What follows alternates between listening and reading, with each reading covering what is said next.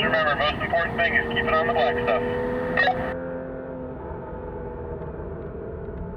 Starting with the rugged Appalachian Mountains, we're on a mission to find and drive the best back road. After each drive, we give the road a score. Stick around to see where this drive falls on our list, and join our mission to find and drive the best back road. Cop. First, we'll ascend northbound to the pass, and then turn around and come back down. Can the Subaru hang with the Porsche?